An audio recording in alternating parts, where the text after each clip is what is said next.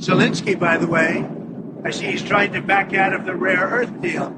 And if he does that, he's got some problems. Big problems. अगर बीते दिनों की दुनिया भर की खबरों को देखें तो तीन चीजें बार बार सुनने को मिलती है: critical minerals, rare earth elements और ट्रेड वॉर। जहां एक और डोनाल्ड ट्रंप जेलेंस्की को क्रिटिकल मिनरल्स डील से बाहर निकलने पर धमका रहे हैं, तो वहीं चीन ने 17 क्रिटिकल मिनरल के निर्यात पर पाबंदी लगाने का फैसला ले लिया है और यहीं से ग्लोबल ट्रेड वॉर का पहला अध्याय शुरू हो जाता है। ऐसे में यह जानना जरूरी हो जाता है कि दुनिया के लिए क्रिटिकल मिनरल्स इतने क्रिटिकल क्यों हैं।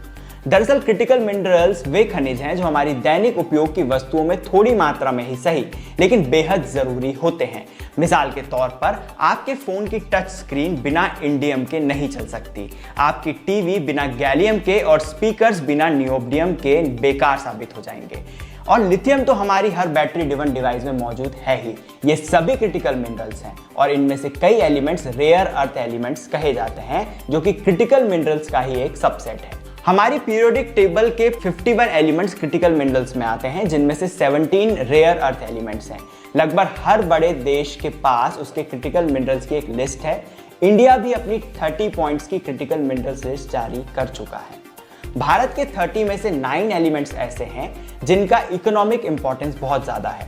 7 एलिमेंट्स ऐसे हैं जो हाई सप्लाई रिस्क के दायरे में हैं। इन 7 एलिमेंट्स में रेयर अर्थ एलिमेंट्स भी आते हैं। रेयर अर्थ एलिमेंट्स को रेयर बनाती है इसे एक्सट्रैक्ट करने की प्रक्रिया, जो काफी पेचीदा है और प्रदूषणकारी है और इसके कई पर्यावरणीय जोखिम हैं। दरअसल रेयर अर्थ खनिज कई अन्य खनिजों के साथ बहुत ही छोटी मात्रा में पाए जाते हैं, जिन्हें फिजिकली और केमिकली सेपरेट करके प्रोसेस किया जाता है और यह प्रक्रिया पर्यावरण के नजरिए से काफी नुकसानदेह होती है।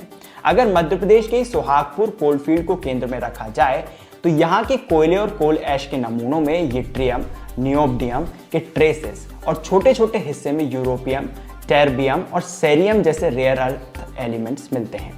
लेकिन इसकी रिफाइनिंग की प्रक्रिया पर्यावरण के लिए काफी नुकसानदेह होती है। इसके लिए बड़ी मात्रा में पानी की जरूरत होती है और इससे निकलने वाला जहरीला कचरा हमारी मिट्टी, पानी और हवा को भी विषैला कर सकता है। दूसरी तरफ कई मोनोजाइट जैसे मिनरल्स रेडियो एक्टिव खनिज जैसे यूरेनियम और थोरियम के साथ पाए जाते हैं, जिनकी प्रोसेसिंग में रेडियो एक्टिव प्रदूषण का खतरा भी रहता है, जिसके नतीजे दुनिया भर ने देख रखे हैं।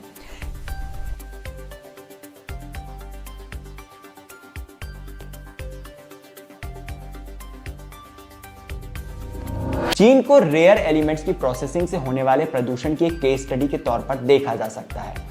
आज रेयर अर्थ एलिमेंट्स की प्रोसेसिंग में चीन का एकाधिकार स्थापित हो चुका है। चीन के इनर मंगोलिया में बायन ओबो खदान पृथ्वी पर सबसे ज्यादा प्रदूषित जगहों में से एक है। रिपोर्ट्स के मुताबिक चीन अब तक सहारन अफ्रीका में रेयर अर्थ एलिमेंट्स के लिए $155 बिलियन का निवेश कर चुका है। इसी क्षेत्र में आने वाला कॉन्गो दुनिया के 70% कोबाल्ट और 60% कोल्टन के रिजर्व यहां मौजूद हैं, जो आज चीन की मुट्ठी में है। इसका नतीजा है कि कॉन्गो की हवा, पानी जहरीले हो चुके हैं और यहाँ के लोग बेहाल हो चुके हैं। ऐसे में अगर इस पूरी वैश्विक गुत्थम गुत्था को देखा जाए तो लगता है कि हम किसी दोराहे पर आकर खड़े हो गए हैं। क्रिटिकल मिनरल्स ईवी और विंड टरबाइन जैसे क्लीन एनर्जी एलिमेंट्स के लिए जरूरी हैं। वहीं दूसरी ओर कॉन्गो की तस्वीरें कहती हैं कि यहाँ कुछ भी क्लीन नहीं है। दुनिया पर्यावरण की एक समस्या को सुलझाने के नाम पर पर्यावरण का दोहन कर नए व्यापार का रास्ता बना रही है।